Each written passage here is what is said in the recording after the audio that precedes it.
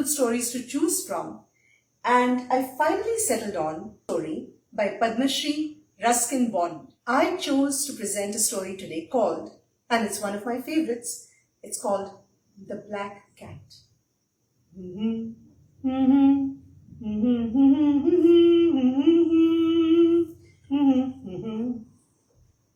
Should we begin? The Black Cat.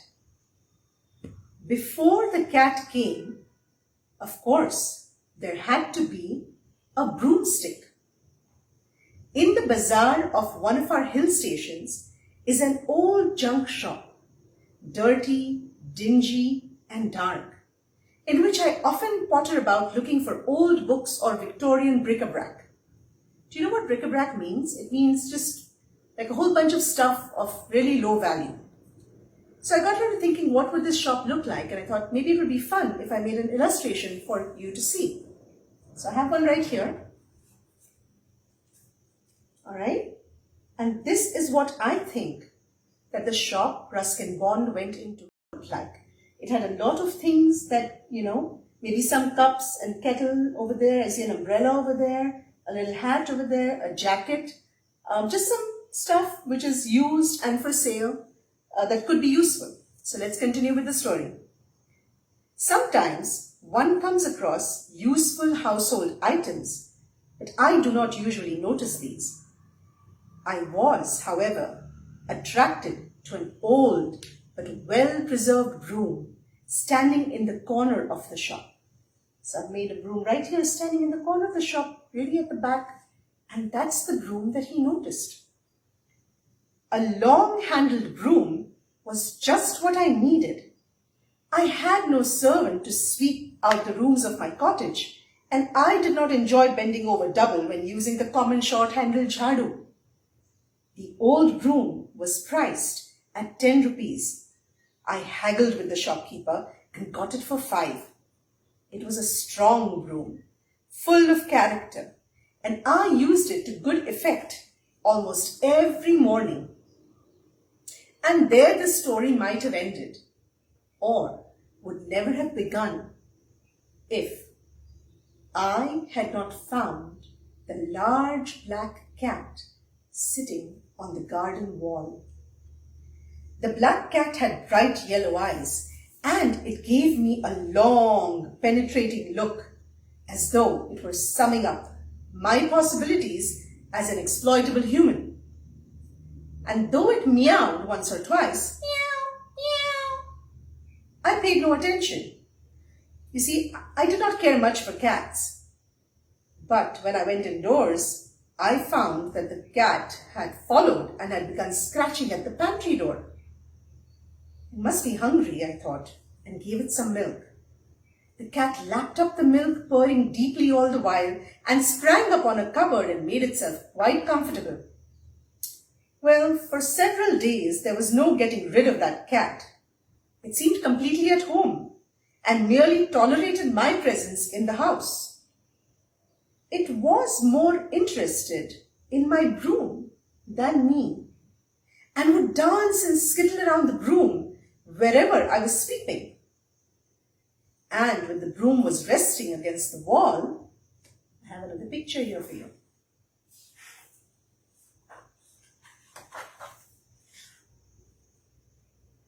When the broom was resting against the wall, it would sidle up to it, rubbing itself against the handle and purring very softly. A cat and a broomstick. The combination was suggestive, full of possibilities. The cottage was old, almost 100 years old, and I wondered about the kind of tenants it might have had during those long years. I had been in the cottage for only about a year, and though it stood alone in the midst of a forest of Himalayan oaks, I had never encountered any ghosts or spirits.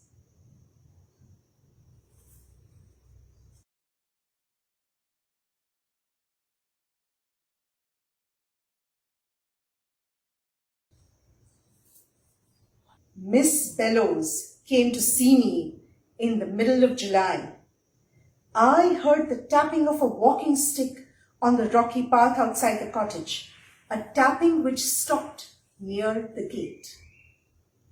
"Mr. Bond," called an imperious voice, "are you at home?" I had been doing some gardening and looked up to find an elderly, straight-backed Englishwoman peering at me over the gate. "Good evening," I said, dropping my hoe. "I believe you have my cat," said Miss Bellows. Though I had not met the lady before, I knew her by name and reputation. She was the oldest resident of the hill station. "I do have a cat," I said, "though it's probably more correct to say that the cat has me. If it's your cat, you're welcome to it. Why don't you come in while I look for her?" Miss Bellows stepped in. She wore a rather old-fashioned black dress, and her ancient but strong walnut stick had 2 or 3 curves in it and a knob instead of a handle. She made herself comfortable in an armchair while I went in search of the cat.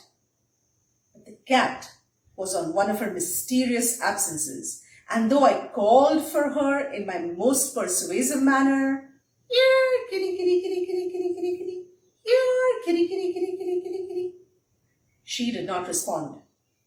I knew she was probably quite near, but cats are like that, perverse, obstinate creatures. When I finally returned to the sitting room, do you know what I saw?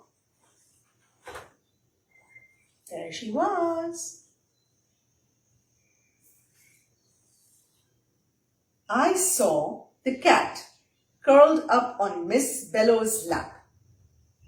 "Well, you've got her, I see. Would you like some tea before you go?" "No, thank you," said Miss Bellows. "I don't drink tea. Something stronger, perhaps, a little brandy." She looked up at me rather sharply. Disconcerted, I hastened to add, "Not that I drink much, you know. I keep a little in the house for emergencies. It helps ward off colds and things. It's particularly good for, for colds," I finished lamely. "I see your kettle's boiling," she said. "Can I have some hot water?" "Hot water? Certainly." I was a little puzzled, but I did not want to antagonize Miss Bellows at our first meeting. "Thank you, and a glass, please." She took the glass, and I went to get the kettle. From the pocket of her voluminous dress, she extracted 2 small packets, similar to those containing chemist's powders. Opening both packets, she poured first a purple powder and then a crimson powder into the glass. Nothing happened. "Now the water, please," she said. "It's boiling hot. Never mind." I poured the boiling water in her glass for her. And there was a terrific fizzing and bubbling as the frothy stuff rose to the rim, and it gave off a horrible, horrible stench. The potion was so hot that I thought it would crack the glass. But before this could happen, Miss Bellows put it to her lips and just drained the contents. "I think I'll be going now," she said, putting the glass down and smacking her lips. The cat, tail in the air, voiced its agreement. "Meow!" Miss Bellows said, "I am much obliged to you, young man." "Oh, don't mention it," I said humbly. "Always at your service." She gave me her thin, bony hand and held mine in an icy grip. I saw Miss Bellows and the black cat to the gate. I think just to make sure that they left. And returned pensively to my sitting room. Living alone was beginning to tell on my nerves and imagination. I made a half-hearted attempt to laugh at my fancies, but the laugh stuck in my throat. I couldn't help noticing that the broom was missing from its corner. I dashed out of the cottage and looked up and down the path. There was no one to be seen. In the gathering darkness, I could hear Miss Bellow's laughter, followed by a snatch of her song. And the song went like this.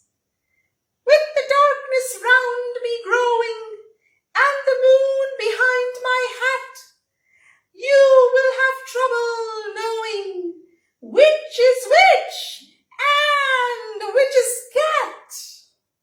Something whirred overhead like a Diwali rocket, and I looked up and saw them silhouetted against the rising moon.